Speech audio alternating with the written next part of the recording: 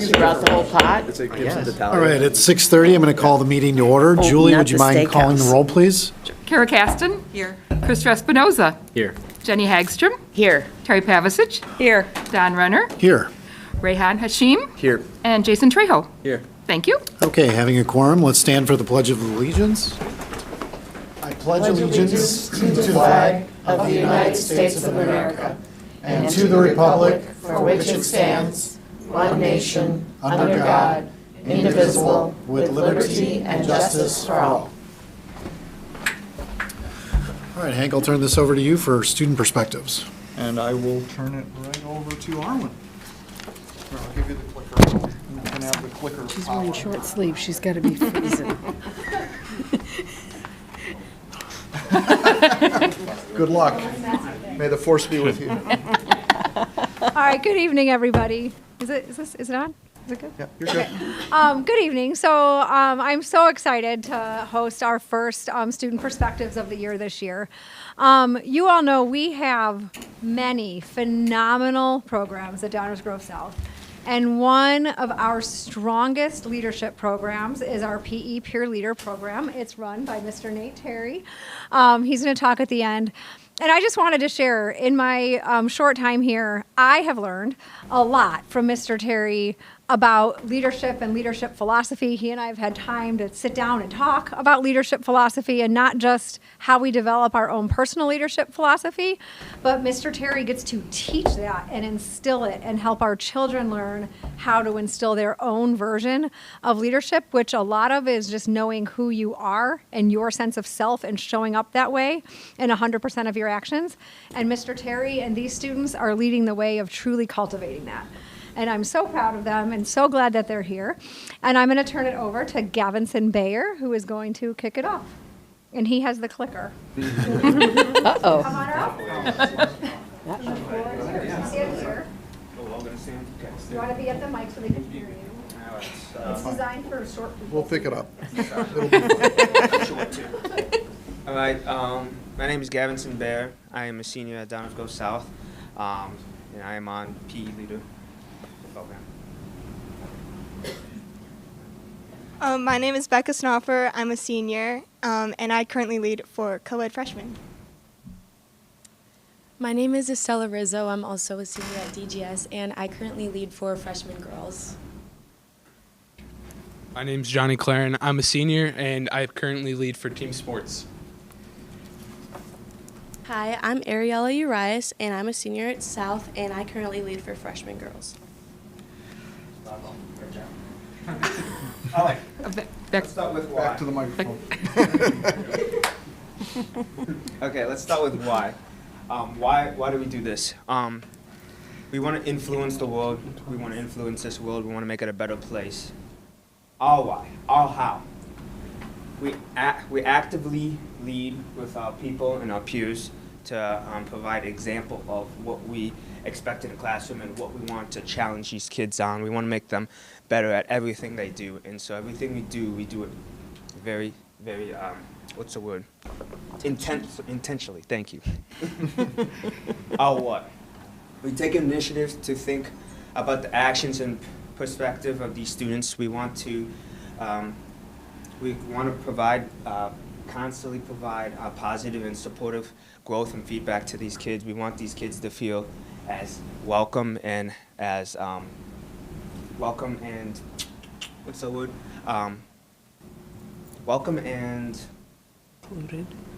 Thankful to be part of, being PE.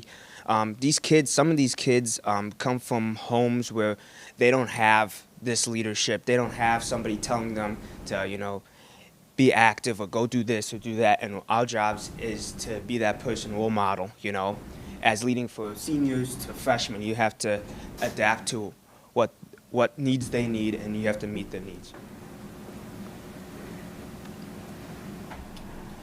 All right, so who we are, like Gavinson was kind of saying, we're PE leaders. Obviously, we try to make other PE teachers' jobs much easier for them. So we're student-led. You can kind of see some of these pictures of us right here. One of my favorite parts of the program is us getting out of our comfort zones and being able to do things like this right now, is just speaking to you guys, I think that's a very big plus for the program. And we're standing on the shoulders of each other, like we said, and it makes me feel better right now talking to you guys because I have these guys with me right now, and that's just kind of something that's in the program, and like it really helps. And we're obviously a big program, and the other thing I wanted to add is we are constantly improving the program. So each year, we are constantly making adjustments with Mr. Terry. He always wants to listen to our ideas on new games, different things we can handle, different ways. Maybe someone's misbehaving in a different way, I guess, and you kind of want to like adjust to that scenario, you know, different things like that. So.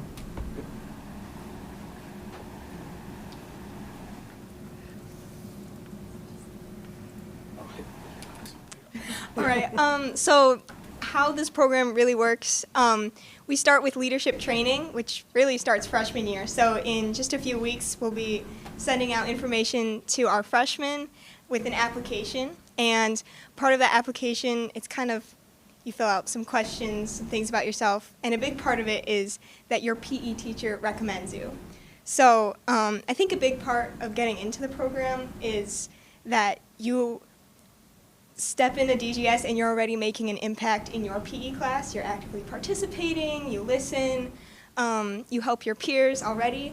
And if your teacher sees that, you'll get that good recommendation, and that lets you participate in the training course. So sophomore year, instead of health and a semester of PE, you do health and a semester of leadership training with Mr. Terry. And that's a class full of people who think just like you. So it's really great to kind of see what other people do as leaders and how you can kind of put that into your leadership. And we kind of feed off of each other's ideas. So we learn the basics of leading. We kind of take what skills we might already have and get better at them. And our peers are kind of our PE class. So for a day, like once every month, you're the PE leader for the day. It's your assignment to make the activities and to lead them, and that's your grade. And that's just, it sets you up really well for when you're a real leader as a junior and a senior. Yeah, so kind of building off of what Becca was saying, I think that the training class could not have built a better foundation for what we do as juniors and seniors. And so once we get through that class and we still kind of want to continue our leadership journey, which everyone does because it's awesome, and Mr. Terry thinks that you're a right fit, which usually we are able to pick our classes like a few weeks before school starts. We choose our first, second, and third preference for our class period, and we almost always get our first preference. He does a pretty good job of that. And then we get assigned to our classes, and we just start leading. But going back to the sophomore class, the training class, one of the most important parts that I think got me to where I am as a leader is when it was our day to lead the class, Mr. Terry would kind of pull one of us aside and be like, hey, I want you to be the difficult kid today. Like, be super talkative, complain a lot. Like, he had all these different characters that he had us be. And then us as the leaders for the day, we kind of had to learn how to deal with them and kind of how to bring them into the activity. And I mean, leading freshman girls right now, they don't always want to play ultimate football or kickball. They just want to talk to each other. Really? So I think that having the training with the quote unquote difficult students was really helpful for me because it kind of taught me how to talk to them without coming off like aggressive or rude or judgy, because I know some people like PE less than others, which is fine, but I thought that was really helpful. And then, so yeah, going back to our junior and senior year, once we're in our class, it's really all about building relationships with the people you lead, no matter what grade they are or what class it is. Like, we have a variety of classes that we lead for, but yeah, I love the class. My freshman girls that I'm with right now, I think I am the closest with them that I've led with any class so far, and I just love to see them every day. I love to help the teacher I lead for, and yeah, it's my personal favorite class of the day. So. Okay, so I'm going to talk about what we do, leading for all the PE classes at DGS. So we lead for all age levels, freshman, sophomore, junior, and seniors. And it doesn't matter if you're a junior or senior leader, you can lead for, well, actually, I said sophomore, but you technically, well, you wouldn't lead for sophomores, right? No. You could. Oh, you could. Never mind. Fitness too. Yes, you could. But yeah, it doesn't matter if you're a junior or senior leader. You could lead for people your age or above your age or younger than you. So I think that's a cool opportunity because since like people that are older than you, that gives you like a whole new perspective on how to talk to different people because like you're looking like up to people, but they might be also looking up to you even though they're younger than you. Another cool thing for the PE leading program is a special education program, which I'm going to hand that over to Estella because I've never led for special ed, but it's a really cool thing because it gives a whole new perspective because it's a lot of hands-on work with kids that have multi-needs, and that's like kind of something that is a struggle in school today because we always see like some kids not always being the nicest to kids with special needs, and I feel like it's just so heartwarming to see our leaders that lead the special education program kids because it always just makes them so happy like to see them playing games. But I'm gonna have Estella talk more about that because she's actually led kids in that program. Yeah, so really quick, I led for a multi-needs class second semester last year, and I love my freshman, but it was my favorite. I actually wrote my college essay on it too. So it really meant a lot to me. I just loved being able to collaborate with such warm-hearted people. Like, they were so nice. And I think that really bumped up my knowledge about leadership because you have to kind of learn how those students think without them directly being able to communicate to you because some of them, they just have multi-needs. So it's a little harder for them to communicate. So I think it really bumped up my leadership ability as well as my empathy because I kind of have to connect with them. And it's not always as easy to do that with leading freshman girls because sometimes they're a little shyer or they're super energetic. But I loved leading for the special ed class. And a misconception is that it's just a bunch of like easy games and we don't really do anything, but that's definitely not true. There were, even if the days were harder than others, I still learned a lot every day. And I think being able to lead that class, having it as an option is an awesome thing that we have access to. So. Mm-hmm. And then the next one is collaboration with co-leaders throughout the year, and that one's kind of just talking about how each class has at least 2 to 3 or sometimes even 4 leaders depending on how big the size of the class is. And I think that's another cool part about PE leading because it's mixed between junior and senior leaders. So specifically last year when I was a junior, I had 2 senior leaders that they obviously experienced PE leading already 1 year prior to that, and I had like a lot of questions because that was my first year PE leading, and I looked up to them a lot, and also one of them were like my friends, so it was just really cool leading with them. And also like it just brings a lot of ideas to like the table, especially when you have like some of those difficult situations that we were talking about earlier. And then the last one is mentor and reflect for growth. So right now, as senior leaders, we are mentors for our junior leaders. Last year we had mentors ourselves, but roles are reversed now. Basically, we just help the juniors right now through any like issues or problems, and we kind of just check in with them like every couple weeks on different like times when Mr. Terry is giving us like evaluation periods or like different things like that. And I feel like that's another cool thing because you have like not just like the leaders that you lead with, but like one specific leader that you can go to about any questions that you have or anything like that. So I think that's another cool thing. And then actively seek out ways to inspire and influence their peers within our PE and school-wide community. I feel like PE leading is not just only thing that, like PE leading is, yes, obviously like PE is your main like target subject, but like so many things that I've like learned in PE leading, it's brought me like to my outside life and just like all around school. So yeah.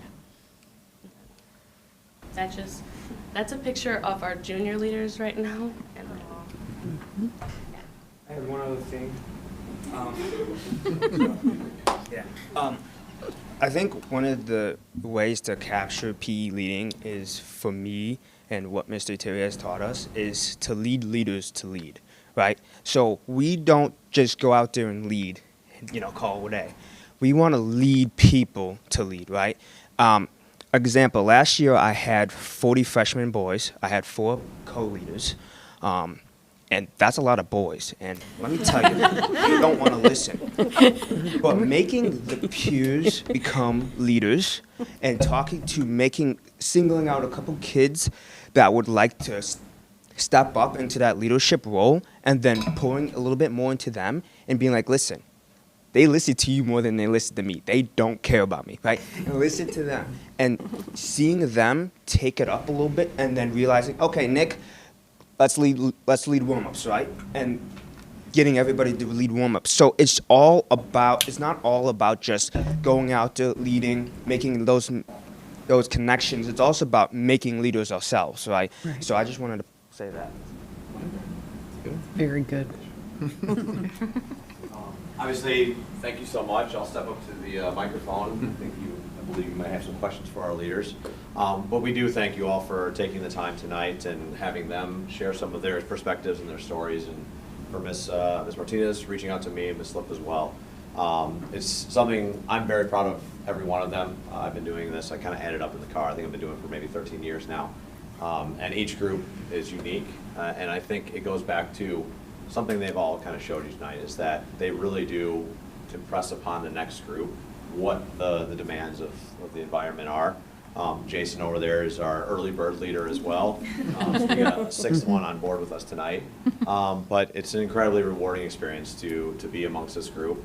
And what I always tell their parents at open houses, like anybody can do what I do. I'm just a figurehead. I was just telling, just outside we were taking a photo, I said, look, I'm just hanging on to the coattails here and they're flying away. So doing my best not to fall off along the way. So thank you all very much for presenting tonight. And of course, if there's any questions, we're all here to answer them for you.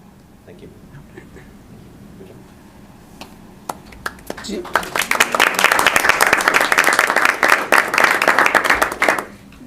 Do you do more than one class a day, or do you have assigned, Monday, Wednesday, Friday, or? So it basically just replaces our PE for the day. So I lead one class a semester. Each leader is leading one class, but I mean you're leading with each other, obviously. Like Ariella was saying, with like up to 4 leaders. That's how my class is right now. So I've led fitness for a semester. I've led team sports for 2 semesters now, and I'm going to lead special ed next semester. But it's just like you're doing that one period. Okay. So you couldn't volunteer for your, like if you have a study hall or something, you could? I'm not sure about that. Maybe if you like had a makeup and there happens to be a PE in that class, maybe Mr. Terry would let you come in and help out with that, but usually I wouldn't say so. Just one. Okay. Can you share an example of how you may have positively impacted a student that you were leading? So the past 3 semesters, last year, my junior year, and then this first semester of my senior year, I've led freshman girls, and Mr. Terry can vouch for me on this one. I've not had the easiest experience. My freshman girls were quite difficult for me.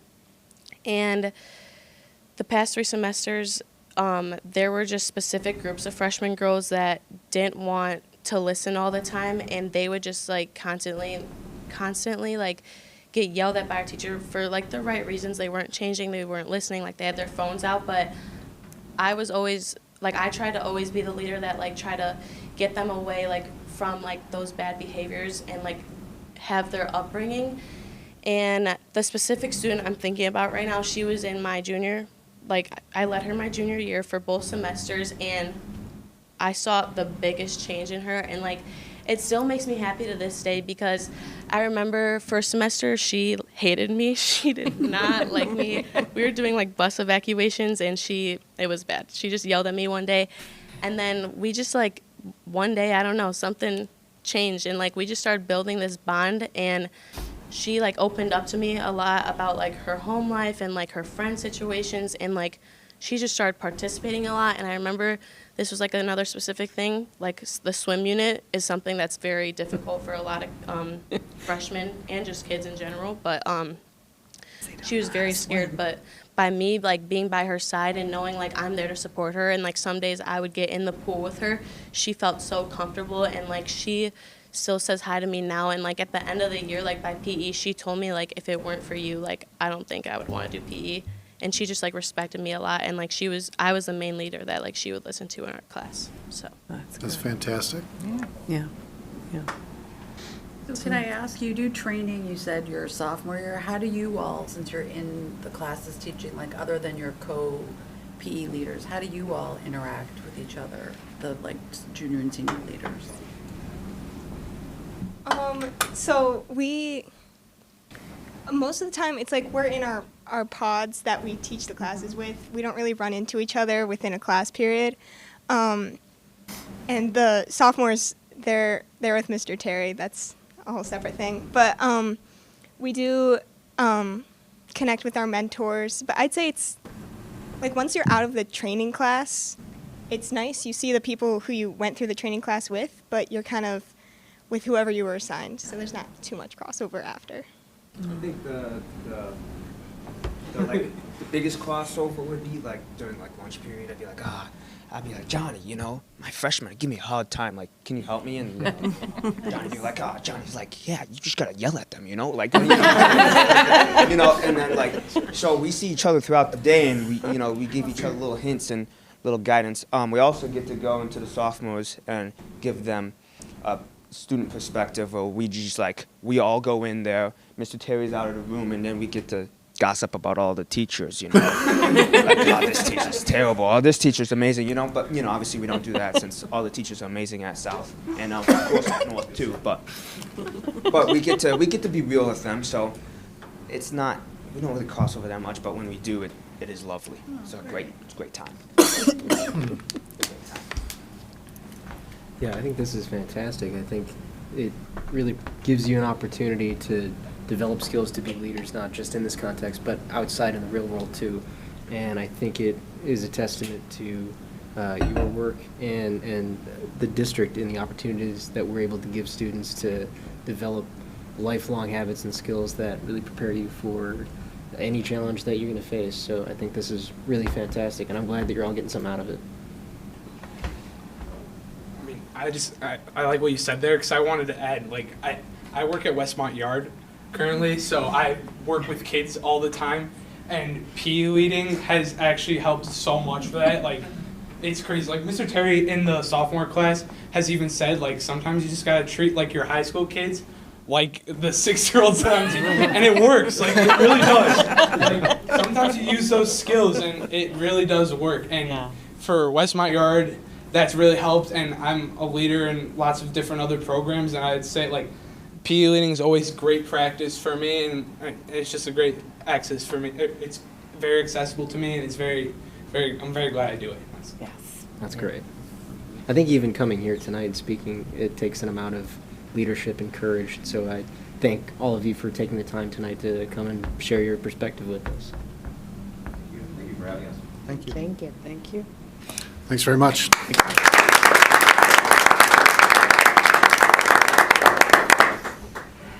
Uh-oh, he wants the clicker back.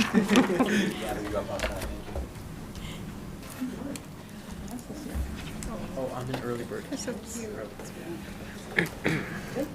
Yeah, early bird, that's rough. Yeah. That's at 7 a.m., isn't it? Yeah. All right, who wants to go first? All right, I think I'll start. All right. So the weather is slowly getting chillier. Yeah, it's being somewhat tame for October, thankfully. Fall sports are, slowly coming to their ends. Other than football, speaking of football, coming off a triumphant win over York, and look to win against LT and Hinsdale South for our homecoming game in the next 2 weeks. There's definitely a buzz about homecoming and the exciting events that are near, like the parade and Spirit Week. Academically, the National Merit students from the PSAT were also recognized, so congratulations to them. Also, I wanted to highlight the DECA event that took place last week, in which almost 200 students attended the Fall Leadership Conference. DECA is now the biggest club at DGN. And the event that we were at, we were the most dominant school in terms of attendance. So it was definitely a very good representation from DGN, and it was a very good experience for everyone there. Being able to meet other students from other schools and being able to network, but also just hear some of the speakers that gave fantastic advice for, just business and also just the competition. Over the last weekend, the Empowerment Club, led by Ryan Gussis, also hosted the Backpack Project. So the club sponsored a packing event on Saturday, October 5th, in which 60 people from the community helped pack backpacks and packed over 1,000 backpacks filled with hats, gloves, toiletries, and other essentials for the needy. And then coming up tomorrow, we have the fall choral concert and the fall jazz band concert on October 30th. Overall, an exciting month, and students are definitely excited for their 4-day weekend this weekend. All right, so even though we're on opposite sides of town, we've had an amazing month too. Like Rayhan said, sports are slowly coming to their end. Golf just had their conferences, which both went great. And 2 weeks ago, we had our homecoming week, which was probably top 3 most exciting weeks of the school year. Overall, filled with school spirit. We started off the week by doing school spirit days. And then on Friday, we had a school spirit assembly, which is always fun for the seniors. But overall, everyone involved. We played games, recognized notable alumni. We also recognized the people who won the National Merit. I think it was 3, and obviously so amazing. 4. Sorry about that. And overall, just a great time. Saturday, obviously, we had homecoming. Crumble was a big hit. Overall, just a great experience, and I'm super happy that we had that week. School spirit frenzy, obviously, and following that week, during access classes, we had our pickleball tournament, staff versus students, and it was just an amazing time overall. During our classes, we got to sign up and go watch the people play that got elected from each class, and it was just a super great time. We got to cheer our peers on, even though we didn't have class with them. And it was filled with the atmosphere. Yeah, overall, just an amazing time for Downers Grove South. Thank you. All right. As the board is well aware, going into this school year, we are working on establishing baselines around strategic indicators and measures. Scott is here today with Karen and Kelly to report out on a couple of them this evening. Scott, would you like the magic remote? Sure. Yeah. All right. Well, thank you for having us here, and I wanted to say for Karen and Kelly, I appreciate their expertise, the dedication and passion that they bring. To give you a little insight of how we operate and collaborate together, we meet monthly in what we call like our associate principal attendance and discipline. We've been liaison meeting, and we've been doing that for years. So the nice piece is when this got introduced to us, we're like, this is perfect because we're looking at data. Donna, you mentioned at the opening, we use 5 labs to run our reports.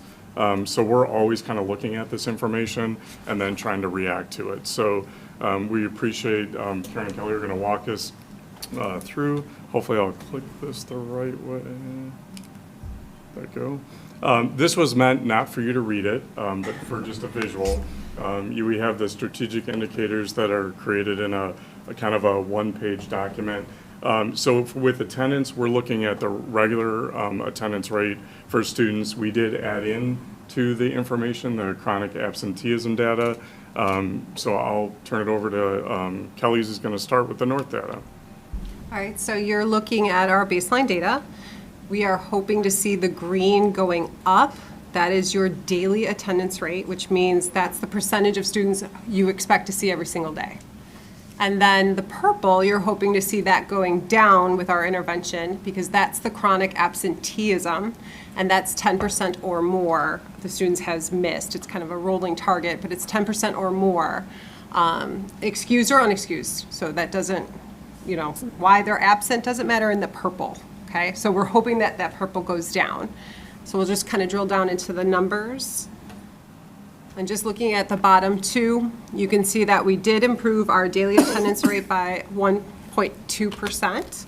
We're hoping to see that climb up to that 96% that we had back in 2015. But again, our goal is 100% all the time. And you can see the chronic absentee rate improved by a little over 6 2.2%. And that means that our kids are coming to school more regularly.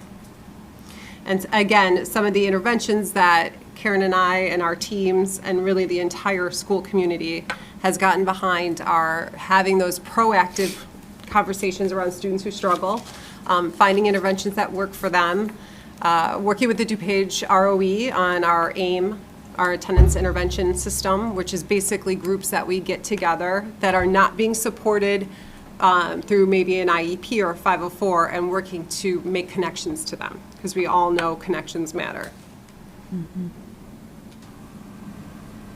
And this is the similar data for South. So again, the green is the attendance rate, which is the average number of students in the building on any given day. And you always want to see that one getting higher. The blue should be, like Kelly said, trending downward, and we're proud to see that it is there. That's always kind of a gamble when I look at the data as the year progresses, because it's based on the percentage, any student who has been absent for any reason, 10% or more of their possible student attendance days. So if we've got a transfer student who starts in October and has missed a day, they already have missed more than 10% of their days, because we're not to October 10th yet, right? So anyway, but we monitor that weekly. I'm looking at it weekly. And then, like Scott said, we formally are looking collectively at it monthly. And we're proud to see, actually, Scott, if you want to go to the next slide and look at the actual numbers. We are proud that our attendance data from 2023 to 24, the chronic absenteeism rate fell over 7 percentage points. During the spring semester of 2023, we got very involved in creating an attendance data monitoring team and building out some tier 2 interventions that had positive effects. And so we're proud of that. And then we also were seeing that attendance rate start to come back up as the chronic absenteeism goes down. We're trending back towards pre-pandemic levels, which is also really encouraging. Yeah. Can I ask, other than just kind of the pandemic, is there anything about the criteria that they use to measure absenteeism? I know they've added in mental health. I know there's some, they've allowed students to use some discretionary mental health days, but haven't changed sort of how that fits in. Are there any other factors that because that's kind of, from 20 up till 2021, it jumps a lot. And so just think, is there anything else that when you're looking at chronic absenteeism, that does, again, really kind of it encompasses any time that they're absent. So we're still working through kind of a situation where kids have, gone through a pandemic, and the landscape has changed a bit in how they view education and how they can access education. Right. So we're still seeing that. But again, both of us on both sides of town really do see us trending in the right directions in those spaces, and really demonstrating the value of being present in the building. But then just your daily attendance rate is just how many kids are, present. And they can be one and the same. So Yeah. You can be in the chronic absentee, and you can also be you're also part of the daily attendance rate as well. Yeah. And if I can jump in, like Karen and Kelly said, you mentioned the mental health days, and Karen mentioned that all the days are considered, towards the chronic absenteeism. So the state, it issued out, you can have those mental health days, but it also counts against a student if they take off in terms of their chronic absenteeism. It doesn't count against them, obviously, in school itself, but it does, show up on your chronic absenteeism. Statistically. The data, Yeah. So, yeah. So that just poses, challenges with that too. So, yeah, so. And so 2024 is year to date? 2024 would have been last school year. Oh, okay. Okay.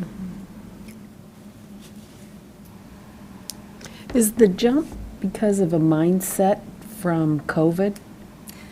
I think maybe a mindset, but also like Kelly was talking about how they access education. So for 2 years, we had them they were. accessing it from their bedroom, right? Right. And we built out a lot of supports to make that possible. A lot of teachers invested a lot of time and energy and resources for students to be able to teach themselves at home. And you know, here's the video of the lesson to review, and here's the Google Classroom to access these things. And so we've really had to refocus the mindset that, yes, you still have all of those resources, because we found out those were really good supplements, right? And it matters that you are present and you belong. And so, I mean, we're working hard, but we're moving in the right direction. And I feel like it's a step process because our teachers, I've watched education change. I've never left high school, so I've been doing this for 27 or what years. What I've seen our teachers do is really empowering our students to take ownership over their learning. And that's really amazing. And we now need to take them to the next step. Kind of what our PE leaders talked about is empowering others and showing them the value of what you have learned and grown can reteach someone else. Like when I'm in a classroom and I'm observing and I'm watching students teach other students, it is so powerful and it's so impactful. And our kids have grown in their own ownership and agency, and now we have to use that to promote them doing that inside the spaces that we have. Truly, and I think it is, like, I think we're getting there and we're seeing some positive results of all of this. Well, do you think it'll be easier to see the attendance rate going up once, once this group of students goes through the school system versus, you know, the ones that have been in with COVID get through that? Do you think that that will increase your attendance? You don't know. I think it's a guess. I think we can't wait for that to happen, right? And I like to make a 7 percentage point drop in a year came at because of a lot of hard work, right? And so, right, I don't know, kids who were in kindergarten during the pandemic are what, 4th graders now? Like, that's another 8 years before they're done with high school. So the answer is I'm not really sure, but I also know that I don't want to wait to find out. And, Right, you know. but it'll be interesting to see. Yeah, for sure. absolutely. If those numbers change because those students are at maybe a different mindset than the students that we have right now, because it's still fresh in their minds. So, I don't know, just a See, on the thought. positive side, maybe the adult mindset, I mean, as we all know, my company included, are all now going back into the office. Yeah. The adults kicking and screaming, and so I wonder if you'll get, I know adult support for the efforts is not probably the only thing, but like, you know, and then, you know, people kick and scream, and then, you know, your teenage students are like, I've been in school for, I've been going 5 days a week for 2 years, so. So maybe that will help, but congratulations on your efforts to get to Yeah. this point. I know No. it's been a lot of work. Thank you. Very good numbers, very good numbers. Thank you. Do you have any information on how it is so far this year? Or is it too early? So, yeah, like I said, it's a moving. It's only October. Yeah. It's a moving data point throughout the entire year. Yeah. Okay, so the next measure is looking at discipline. Again, as I mentioned earlier, Karen and Kelly and I meet monthly as liaison to talk about attendance and discipline. The discipline that we're going to look at, again, we just took a screenshot of this for you. It wasn't meant to be able to read it, but looking at students that have the B code. So if you recall, we have A and B code student violations. We're looking at the B codes, which are the more significant violations to student behaviors and conduct. And what we did is we are looking at students that have 2 or more. So Karen and Kelly will talk to you about that. We also included in that all the students that received B codes, so you can kind of see those numbers in comparison. And then we also, which we've been doing for the last few years with the PATH program, we've also been looking at students that repeat B code violations. And so we're going to share a little bit that we shared out at the parent-teacher advisory meeting last May, I think we were, with you with that. So again, Kelly's going to start on it. Sure. So you're looking at our North data. And to highlight what Scott just mentioned in the first column, we're looking at students who receive 2 or more B code infractions. So B code can typically, in years past, would result in an out-of-school suspension, but we don't do out of school unless it's really egregious. And instead, we put PATH into place, which we'll see the results of that. But we're noticing we have a slight improvement with students who have received 2 or more. Our enrollment went up a little bit, and so our number went up a little bit higher than we would like to see with 103 for a student with a B code violation. And what we're doing is we're analyzing this data to see if our interventions with our students is appropriate and if they're making an impact. And the key here is in the next slide when Scott goes to the PATH. So remember, PATH is our alternative to an out-of-school suspension because we value the time with them to help support them.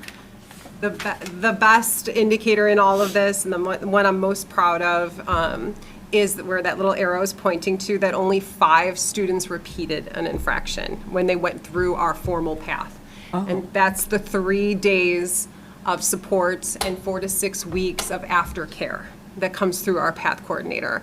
So that's making a huge improvement. And then the 60 plus, we try to, if any student is in our in-school program, we really try to support our student with PATH, we call it light.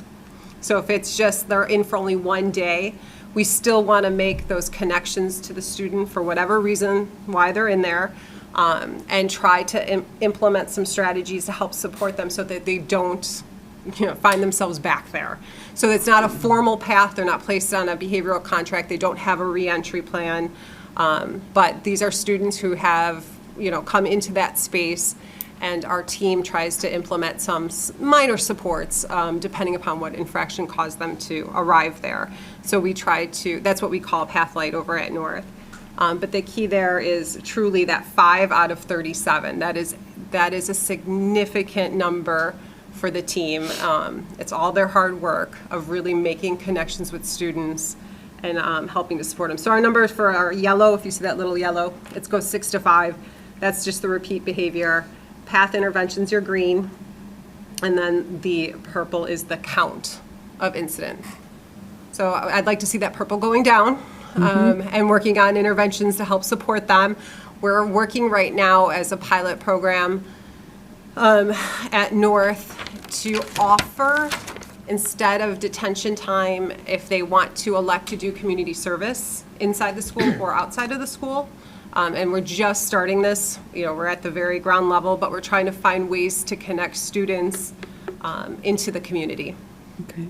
So. Very good. PATH was not available in 2022, is that correct? Full PATH Not was full. not. Okay. It was partial. Okay.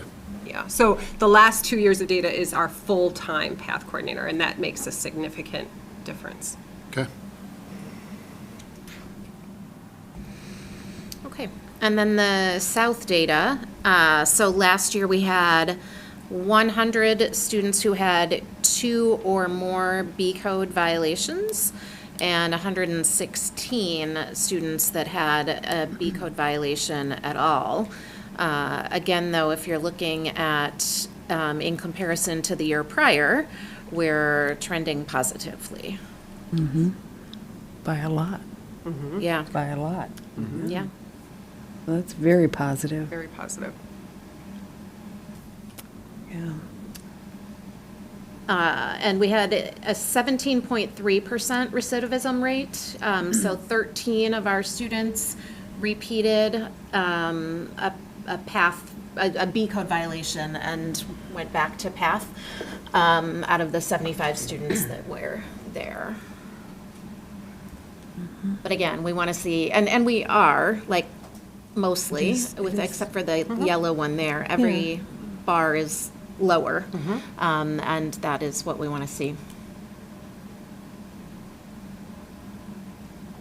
And Kelly explained it all, so I won't repeat, unless you have questions.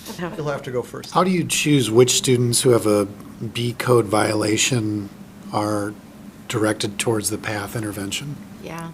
So every behavior incident is evaluated on a case-by-case basis, but we do kind of have a starting point for certain types of behaviors. So things like being in possession or under the influence of drugs, or a fight or physical altercation, stuff like that. So it's the bigger behaviors, things that would have before PATH resulted in out-of-school suspension time. Students are now assigned to the PATH program in lieu of out-of-school suspension, where they're potentially unsupervised at home or in the community and not getting any reteaching of behaviors, right? We wouldn't send a student who can't solve a math equation, we wouldn't say, go home for the day and think about it, and expect that they could come back and solve that equation, right? So that's really the philosophy behind PATH is, you made a mistake, and we're gonna bring you in, we're gonna talk about why you made that mistake and what your strategies and coping skills are and supports and your plan to not make that mistake again. We might see a student who might have been inciting a fight. They didn't actually fight. So on the first time that they did that, they would maybe have more of traditional being in school, but they did it a second time. Well, they need more support. So we're gonna go PATH at this point so that we don't see them making that same pattern. Again, okay. And if I could just thank Nicole Wallace and Patrick Fleming, who are our PATH coordinators, and then we have Travis Edwards and Keith Bullock, who are our SAPs who do prevention work on substance, and obviously our deans, support all this. So we appreciate all their efforts, and they work hard to support the students when they're violating our code of conduct. So Our support staff that's in the space too, they do such a fabulous job. John Rush is at North, and Dan Perisic is at South, and they go through training too, so that when Pat's working with a student one-on-one, because there's a one-on-one component, there's sometimes group components, that we still have support in the room for the students that are there to work academically, and to also access all of their resources. So they connect them to their alpha teams, their counselors, their deans, their social worker. They show them how to access their teachers through office hours and how to schedule appointments. So they're really working together. It's a much bigger team than one might imagine. I'll highlight security for being supportive of the program and being present, and always being someone who knows the kids and knows how to intervene with them in the commons and the cafeteria. It's truly an entire team effort. This type of presentation tonight on these two subject matters is exactly what I want to see going forward. You're bringing data to support the policy changes and decision-making that's going on, and reporting out the positive impact it's having. The data isn't necessarily the driver, it's reaffirmation of the good decisions that are being made. Hank, I'd really like to see presentations like this going forward, because adding that data component to these types of decisions is just further providing credentials and support for the work that's going behind this. I really think that the 5 Labs software is fantastic and has a lot of potential to make us a better district. I'm really happy to hear about how PATH is having a positive impact on students.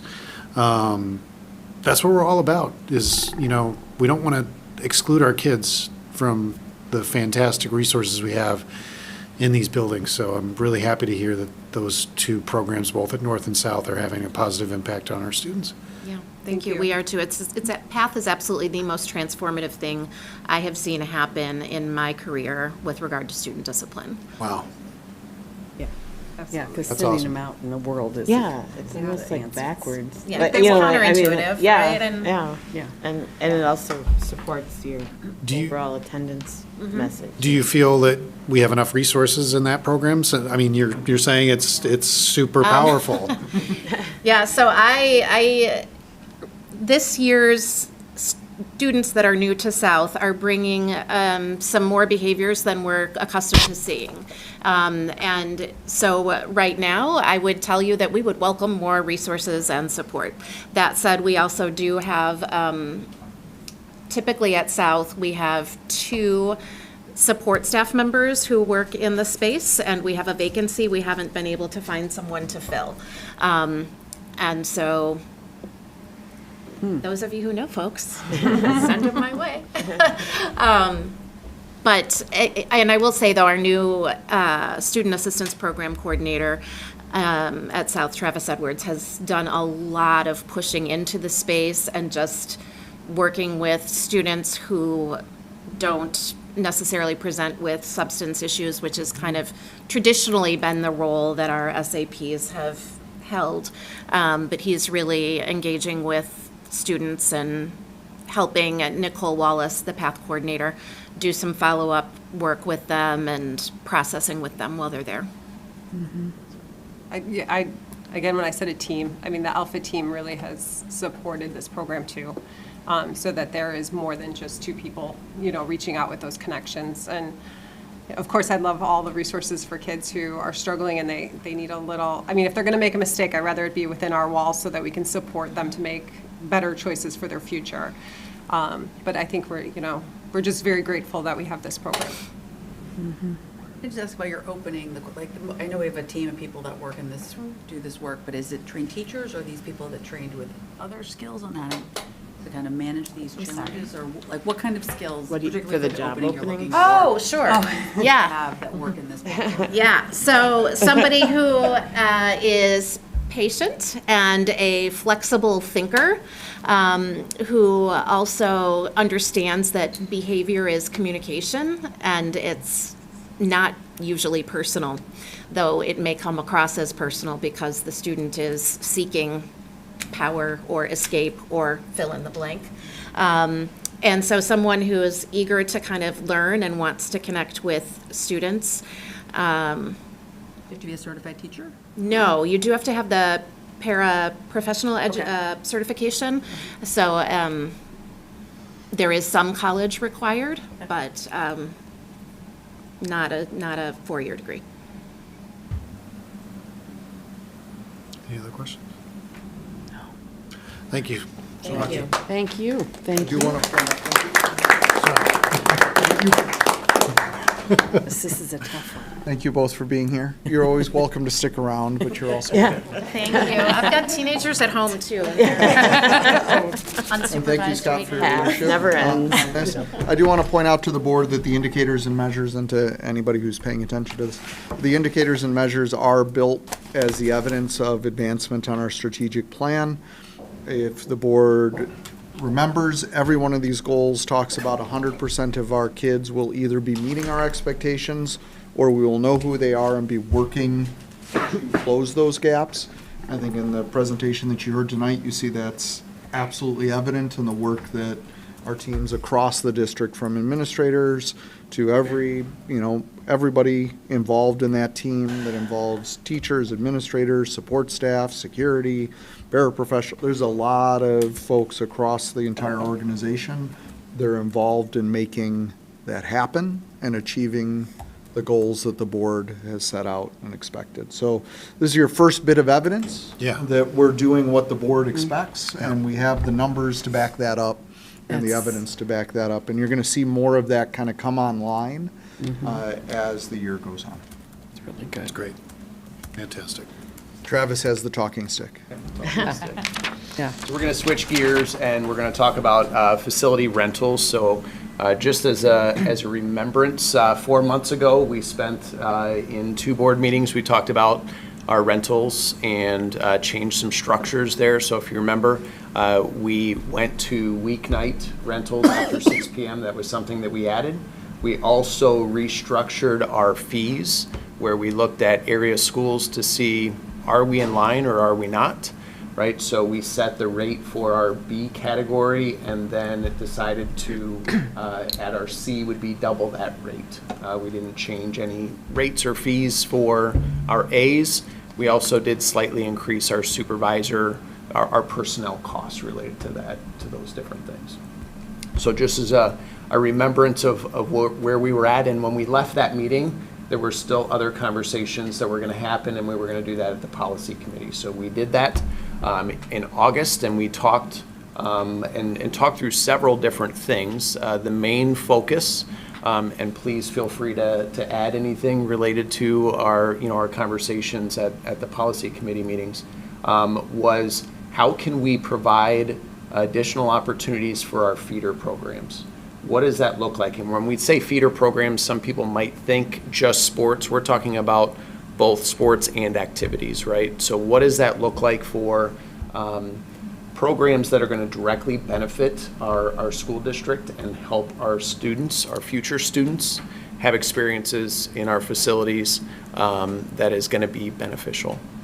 So we took that, as well as we talked about the windows and some of the challenges that are there with our rental windows, such as if we have different things that we do, because we're a park district, we have that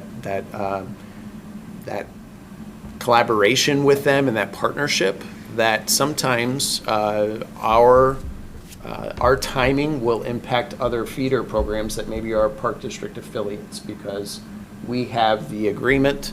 They have to wait until we have our numbers finalized and our dates finalized before they can actually get in and have things scheduled.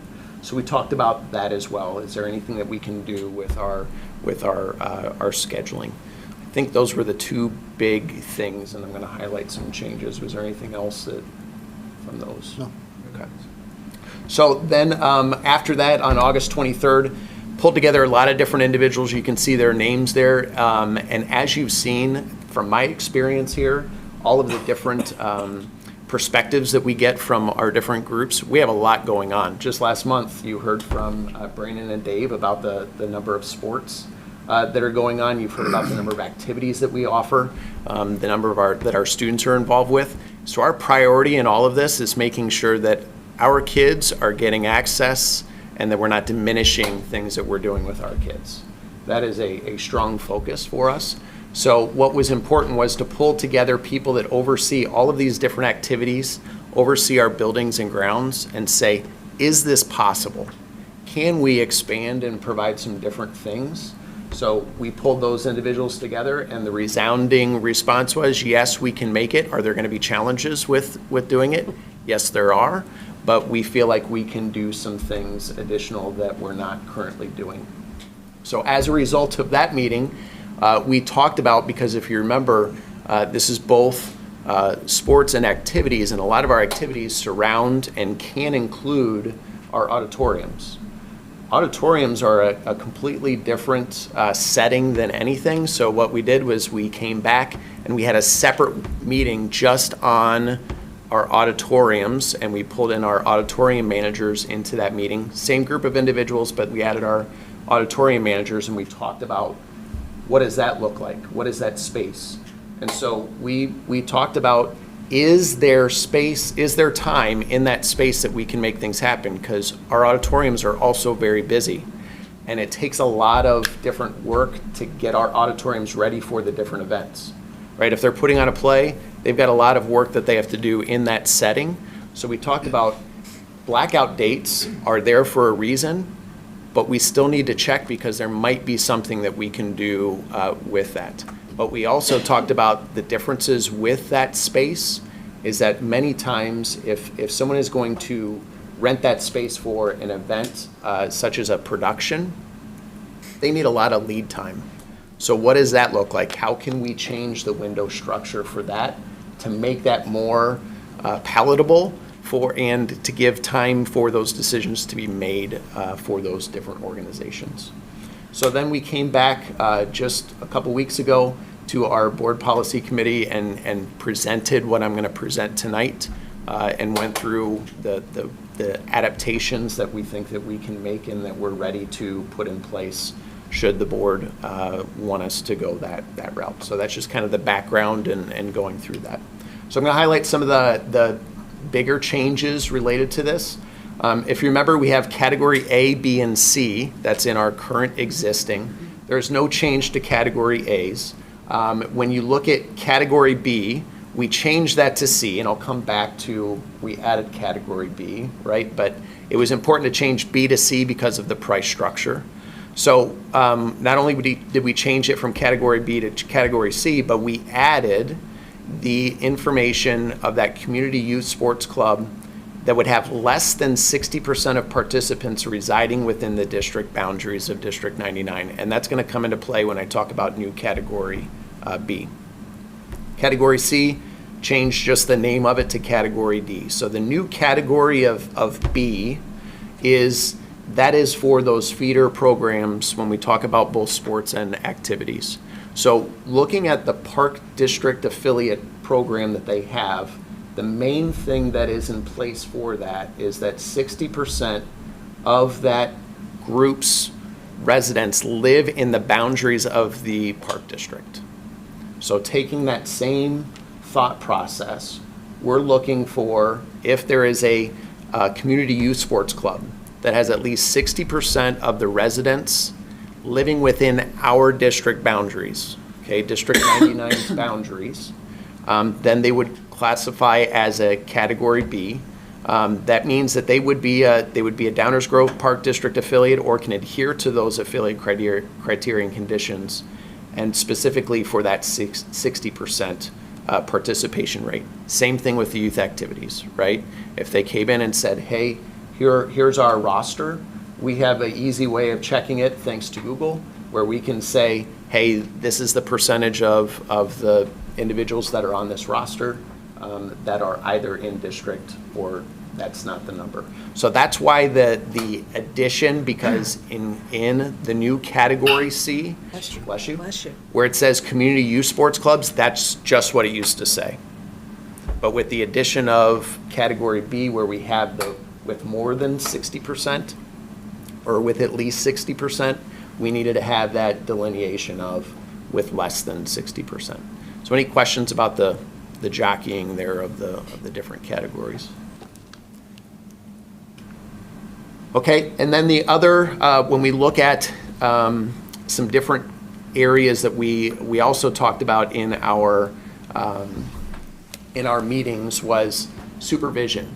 So in looking at this, we have had conversations, and again, had these in the multiple different settings, about what does that look like if we have a community youth sports program or a community youth activities program that had an event that was outside, because our other fees with our supervision and different things, they can add up pretty quickly.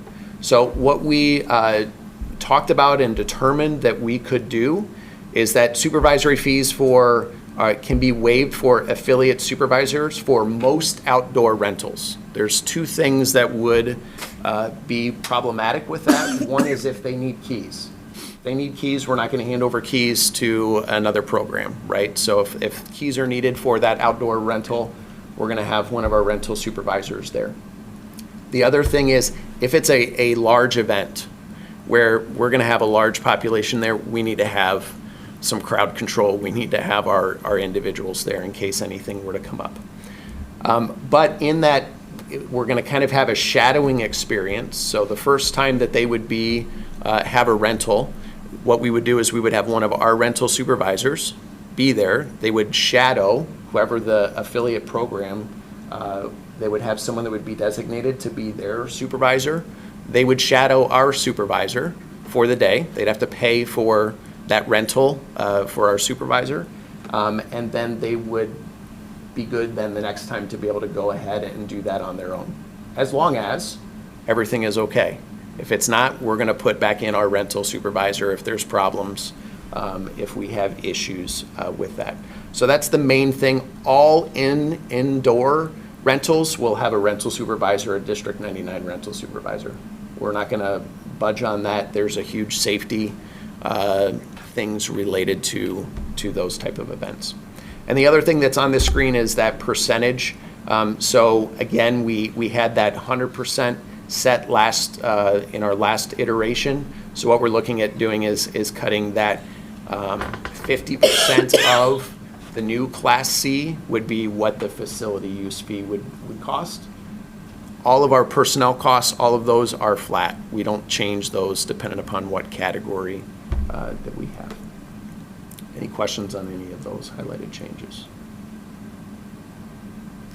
And the last thing that I want to cover are application window changes. So as a reminder, we had four windows, and you can see those in the upper right-hand corner. Those were listed out. We had deadlines that they had to be submitted by.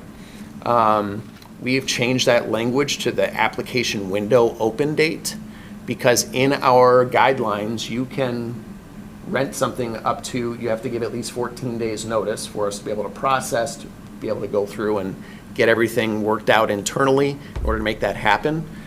So it's not a deadline. You're encouraged to have that done as close to that opening window date as possible. It gives the most opportunities. Again, it is a first come, first serve basis. Also looking at the different criteria though of the groups that we look at, obviously our things take absolute precedence. So our auditorium rentals went from 4 windows to 2 windows, and you can see they're larger windows. We feel like this is going to provide a lot of opportunities, a lot more opportunities for companies, if you will, that want to do a production in our facility, that they could do that. Looking at that, this applies to all rentals, right? This is not just for category B. This is for category A, B, C, D. When we look at these windows, this applies to all of the rentals. Then we looked at our other spaces. All of our other spaces, we've whittled it down from 4 to 3 windows. And you can see the most notable change is that by March 1st, that's when that application window opens. You can schedule things or request to rent from June 1st all the way to October 31st. The other windows are the same as we had before. If you look, September 1, November 1 to February, December 1 is March 1st to May 31st. That does not change if you look at the current over there to the right. But that March window, or that March opening, having a larger window where we're talking about the summer and the fall, is we can do that because we have a lot of things finalized by that time. So that's an overview of the larger changes that we feel like we can make happen. We feel like it would provide additional opportunities, again, for not just our feeder programs, but everyone, when we look at the rental windows specifically, that it could provide some different opportunities. Any questions? How many auditoriums, do we have one at North, and are there like a big one and a small one at South? How many are So there? we have the same at both, where we have the main auditorium, and then there's smaller theaters at both. Oh, at both. The South one is more set aside for mainly productions. Okay. Our one at North is used a lot for professional learning, where we have a lot of teachers and different things that are happening in that space. 2 So at it's each, basically.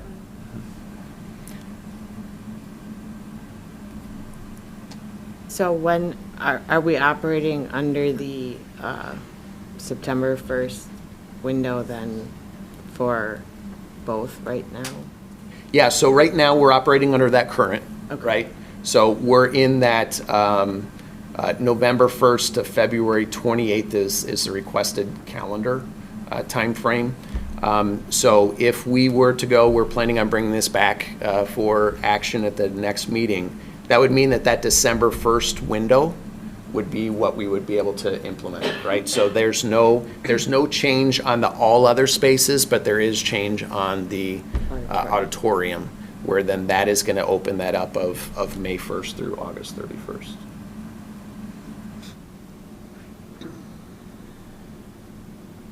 And is this pretty easy to find for people on the website, or how do people get this information? Yeah, so in our on our district website under facilities, we have a rental page. and it has these documents. Obviously, it has the current documents that are there, but we are working on implementing ML schedules. So you've heard us talk a little bit about that. We're making sure that we have everything locked down internally before we go and start doing our external rentals, but we've done a lot of work in the system, and we're really close to being able to put that out there. What's really cool about ML schedules for our rentals is you have to go in and you create an account. If I'm going to be a renter, I have to put in my certificate of insurance before I can do anything. I have to make sure and categorize, this is the category that I would fall into that has to be approved. And then you can start going in and making rental requests. We can, again, in line with these windows. Right when you go in and you say, hey, I'm looking for this, it will tell you if that space is open or not. It doesn't mean that that's a given that it's going to happen, but at least you know, hey, this is available. And there's a lot of automation then that happens within the system. So you click submit, then it goes through, and there's a workflow. And it follows through and goes through our different staff members that need to review it and go through. There's an estimate that's provided. It's not final, but then we go through, and so we're looking, hopefully, in the next month or so, we'll ask one of our renters, hey, would you mind going through this process and give us feedback on what that looked like? From my experience, we used ML schedules for rentals in my previous district, and it works really slick. And it's really user-friendly to be able to go through. But you have to make sure, again, internally, that all of our stuff is in good space, right? And we have it all locked down, and we know that those dates really are open or not. So that will be something else that will be, all of that information will be included in the process itself. It'll be laid out. In 2018, our community supported a referendum for District 99 in the amount of $136 million. And with that, we improved our facilities both inside and outside. And I think it's important to reflect on what work we're talking about being done here is to give more access to our community to the great facilities that we have. And I think Travis should be commended for the work that he did because clearly I think Travis could have just said, I'm going to, revisit the fee schedule and just stop there. But he didn't stop there. What he did, going beyond restructuring the fee schedule to potentially open up new avenues for new renters, is he looked at the logistics that goes behind it. And he spoke with leaders within our buildings to gain an understanding of what this would mean. Because there's a lot of planning that has to be done. You have to get athletic directors and coaches on board to put their schedules in well in advance in order to open up these windows for it to actually work. And so there's a lot of work that's gone into this to allow this program to actually function and hopefully function well. So Travis, thank you for all of the work that's gone into this. From the policy committee, I just would like to share just a little bit of an example about the rental of the auditorium space. Our buildings in large part, specifically our auditoriums, sit vacant during the summertime.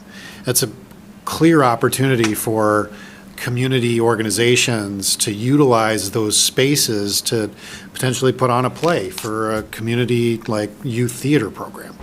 But the problem is that when those organizations have reached out to our facility managers in the past, they've wanted commitments, at an early enough time frame to be able to utilize those spaces, but we just haven't been able to commit to those. So what Travis has done in tackling those logistical issues is now made commitments internally within District 99 so that those types of organizations, we can open up those windows and we can allow those types of organizations to utilize our facilities. So I can remember when we went through the master facility plan, one of the things that we talked about was potentially renting some of our facilities and developing other alternative revenue streams. And I think if we do a good enough job communicating this and informing and educating the public that these facilities are available, we can actually create some revenue stream here from our facilities. And as long as we do it in a responsible a responsible approach that does not tax our facilities, and it does not open up our facilities to potential liability or degradation, then I think we're doing the community a favor here by opening up our facility. So I'm really excited about this. I'm really excited to see what type of impact this might have on our revenue stream here, because I asked in the policy committee meeting, Travis, are you tracking how much we're getting in rental income from our facility use? And after we implement this, can we take a look at that and see what the discrepancy is? So I think this has a lot of potential. I agree. And I want to add, like, our staff were, how can we make it happen, right? So I didn't have to strong arm anybody. They understand that this is something. Again, I mentioned there's going to be growing pains, right? Because this is, if we increase, and I may have to come back and say, hey, with this increase, we need to do this, right? Whatever that is, it may be that we need to look at and maybe add some personnel or hours to be able to cover, because with the number. It may be that we need to pull back on some things. We'll adjust. We will monitor the data and look and see, and obviously as well as the feedback from our staff. What does that look like? Have we set something that's manageable? Have we created something that yes, we're good with, or are we seeing challenges, and what does that look like? So that's the great part about our guidelines and everything, and all the processes that we have with this. We can revisit them and we can make changes, right? It's a living, breathing document.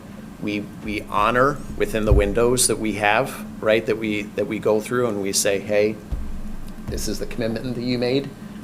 We're going to honor that during that time, but we can make changes mid-year as we need to as we go through. I don't foresee us coming back and all the time, but we'll monitor it and see what it looks like. But I think this will give a good opportunity for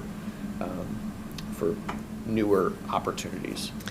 Yeah, and I think our community would be excited to share in our facilities, because they are beautiful facilities, and rather than hug them closely, I think letting them out for the community to see what their tax dollars have paid for is a big plus for us. Can I ask, that was one example, the auditoriums in the summertime. Like, what do you see? Is it opening up in the evenings? I know you talked about that in the past, and the auditoriums in the summertime. Are those the biggest opportunities we're talking about for new? Okay. I do. And with the addition of the new B category, it allows for some of those feeder programs to have more access, right? When they look at it, it's more attainable to make that happen because of the price structure.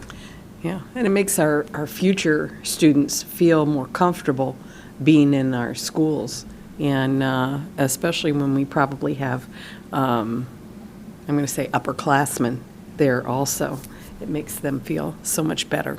So that's a huge plus for us all around. Do you anticipate, when the athletic directors were here, there was talk of flag football and some of these, so if we were to add something that is going to take up a practice field or something, would we have the ability? How is this something that's... Yeah, in our program, our things come first, right? So even if, and that's spelled out, if you remember, when we open up to weeknight, there are going to be times when we're going to have to cancel events that renters have had because weather happens, and we need that space for our students, right? So those types of things, and that's where the communication really needs to be well done, that people understand, yes, we've committed to this, but if our students need our facilities, that's going to take precedence. So if we keep adding different opportunities for our students, that means that the rentals are going to go down, right? Mm-hmm. But that's, we're here to serve our students, number one. Well, if we're in the football playoffs, there's an opportunity for us to Yep. go downstate. So it would be a good thing.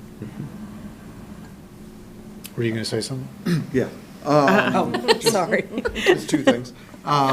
One, just recognizing, Carrie asked, does this meet the needs? Travis spent a lot of time meeting with our leaders of our community groups to find out what their concerns were.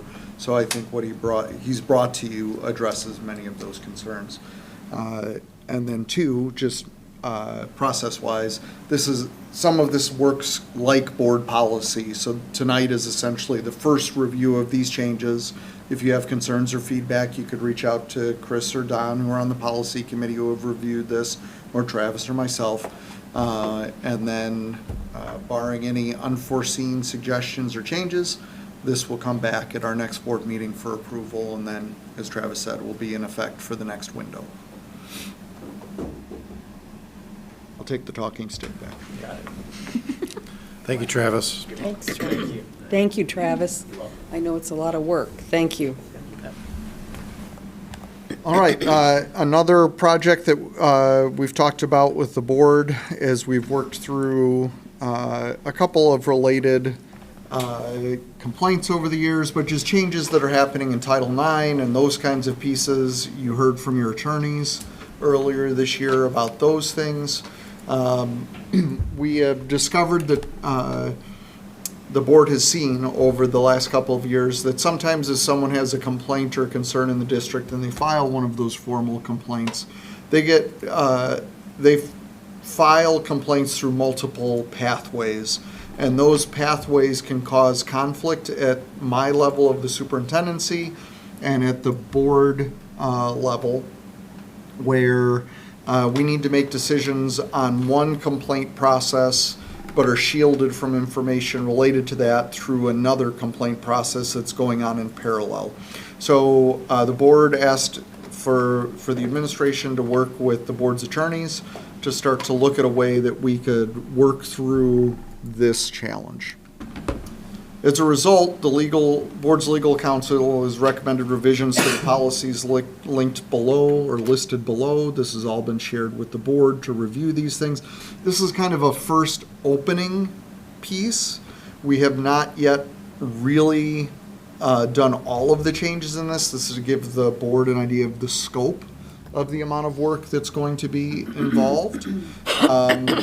This would revise all complaints related to bullying, discrimination, harassment, and it also would end up with revisions to our uniform grievance procedure. So essentially, any of the complaints related to bullying, discrimination, or harassment would go through Board Policy 2.265, which is the same policy that governs Title IX complaints, which you were trained on earlier this year. So all of those would be routed under that revised, more formal complaint process that ultimately can end up with the board. Then any other complaints would go through a revised 2.260 policy that we're working on with the board's attorneys. So we would ask that the board considers this the first reading of the policies, although they may come back multiple times. This is just kind of the first look at kind of what's being proposed. I'm asking for permission to continue this dialogue with the board's attorneys. We are kind of blazing the way here. We're helping ourselves, but I think we're helping districts across the state because we are taking kind of a leadership role in looking at this through a different lens and trying to avoid some of these conflicts. If the board has consensus tonight to continue to do that work, there is a cost entailed with this because we are working with your attorneys to do this. If you're comfortable with us continuing this work, we would then present hopefully final versions on October 21st. However, it may be version 2 and we continue this work and that kind of thing. So if there's minor revisions from what I've already presented, I'll bring them back on October 21st and for consideration and adoption. If there's major kind of revisions, then we would do another intermediate review and then come back in November for approval. So that's kind of where we're at in this process. I just need to kind of know from the board, are you comfortable with this continuing, for the administration to continue going down this path? Yes. I think it's Yeah. a minor cost to us, really, for what it will save us. Well, the complaints are very expensive. Well, so- what it would save us in the long run. Yes. Exactly. So I think that's really important too. Agree. So, yes. Yes. All right, so we'll continue working. Thank you. Next two, this came out of the board, out of the policy committee. Per our annual review, you know that the board's goal and the policy committee's goal is to make sure we're comparing against press and being as aligned with those recommendations that come from that as possible. A reminder, those come out of the Illinois Association of School Boards. So out of that, there are two policies that we've come across that are in the press manual that we have just never adopted. So we recommend that the board adopts these policies. They're in line with what our current practices are. It's just good policies to have in place. So one talks about homework, and you can see some of the key premises inside of that. So any questions on that one? Is the big change with this new policy just you have a more active role in it? No, we just don't have a policy on it at all. Oh, we don't have a policy at all? So this would just be a policy that outlines, this is in line with our practices within the district, but it serves to be then the board has set policy that should be followed with this. There was no homework before. There will be now. There were no rules from the board guiding homework. Oh, I see. Yeah. Wasn't that there wasn't any. So that one's the one on homework. And then there's another one on achievement and awards. So it talks about that we'll have a uniform process for calculating grade point average and honor roll, which we do, right? This just sets the expectation from the board that we will, and that we have a uniform process for presenting awards and honors and promote fairness. Assuming the board is interested in these two policies, especially this one, we have historically had a group of administrators that have come around every so often and looked at our awards and honors. It's been a while since we've done that. So once the board approves this, the next step is always writing our administrative regulations, our internal processes that go with the board policies. So we'll call together a committee of administrators to look at our processes for that and make sure that our current practices align with this new board policy. Any concerns with either of these? If ones do come up after you've had a chance to review them, this is the first review of those policies. Reach out to Chris or Don or myself, and these will come back at our next board meeting for approval. All right. My last one for the evening is for 8 years, IASA, the Professional Superintendents Organization in the state, has offered this, what they call ISAL program.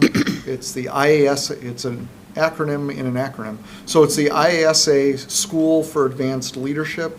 It's a cohort of about 25 to 30 superintendents that come into each of these cohorts. There's an application process. The board has to support it because there's a cost to it. There is also a commitment of allowing me to participate in that and to do the coaching and homework that's associated with it. Everybody that, I've talked to a lot of superintendents that have been in this program. A lot of the peers that I trust have gone through this program.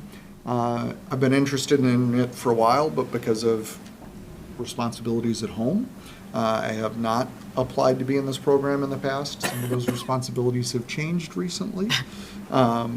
So I'm requesting that the board support me in applying for this. I need a letter of recommendation from Don. I believe that it is in line with the goals that the board has set for me around professional learning. So just trying to get a consensus from the board, and so that Don could submit that letter of recommendation on behalf of the board as well.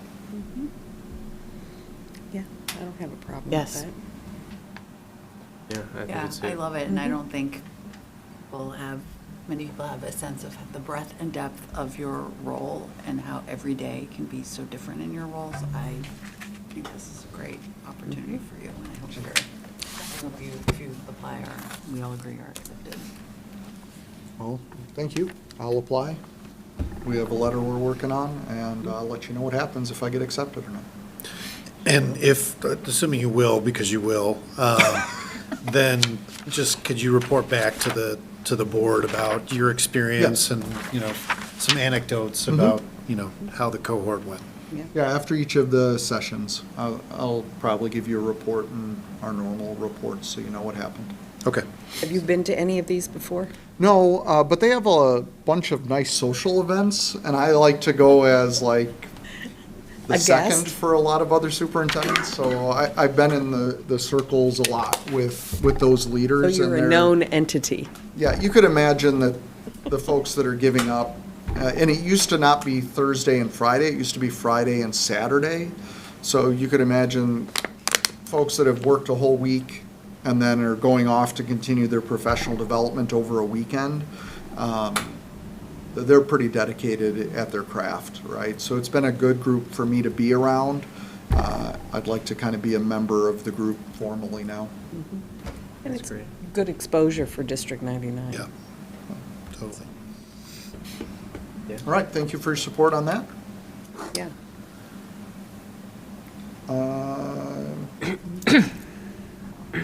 Julie, do we have any No, visitors? sir. Okay.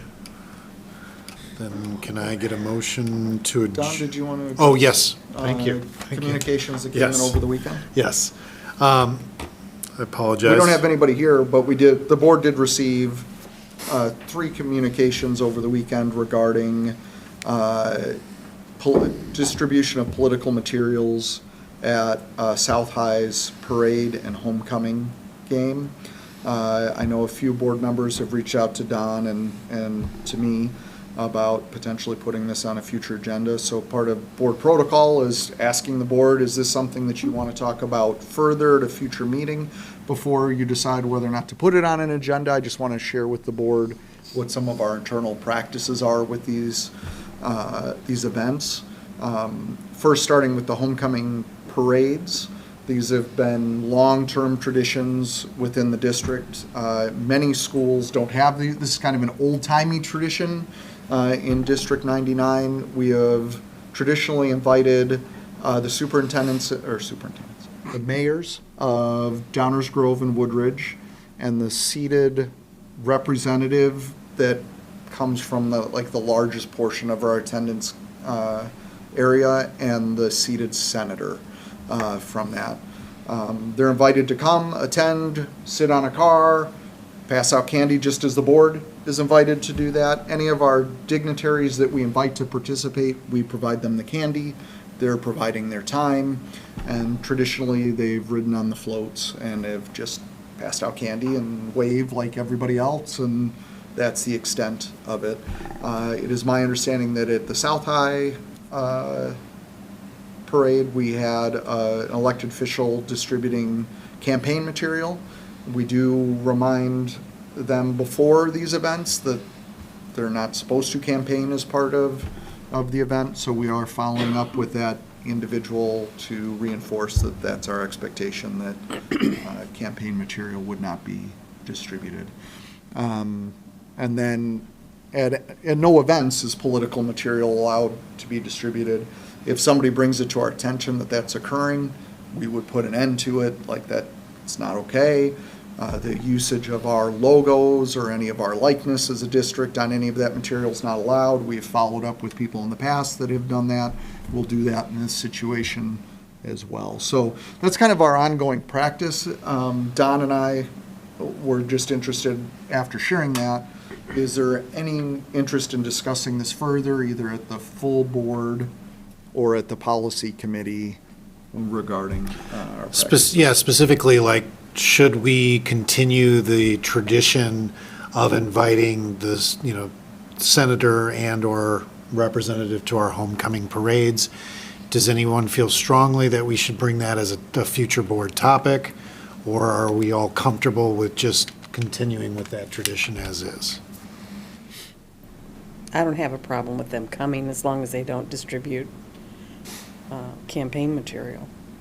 Yeah, I think if they're on state They're a official stated time. board. And so they ought to be on state official time, like they're held to a set of standards where they're not engaging in political activity. So any well-minded official should have known better. And I don't think it's going to be a problem in the future. It hasn't been a It's problem never in the been a past. problem before. This is the first time occurrence of this. So I think, again, if we just reinforce this is an official event, that is not a political event, yeah, I don't see a reason why it would be a big problem. Are you asking if we need to Do we need to modify our discuss it policy? further? Yeah, discuss it further, modify our policy, revisit our policies, or are you comfortable with our practices as they are? I'm comfortable, I guess, with the practices as they are, so long as, like, maybe we need to provide. We'll reinforce them. That Yeah, I to mean, we them. do it already, but we will Yeah. make sure, especially North High is up and coming. Yeah. So we've already talked to the North High team about, about reinforcing that. And I will follow up with the individuals specifically. Yeah, that's helpful clarification for me too, and I think as long as it seemed like we just got a few emails at the board level. My understanding was that administration or the school did not get a lot of additional We communication. received 2 at the board level and 1 at the school level. Okay, yeah, so I think as long as we're following up and we're encouraging people, if you see something that isn't permitted, please Yeah, let bring us it to know. the attention of the school or the administration. So yeah, I'm fine. So the consensus is we don't need to discuss this at a future board meeting? Okay. We're doing okay. All right, thank you. Then I need a motion to adjourn. So moved. Terry moves, Chris seconds, all in favor? Aye. Aye. All right, we are adjourned. All right, thank you all. All right, thank you.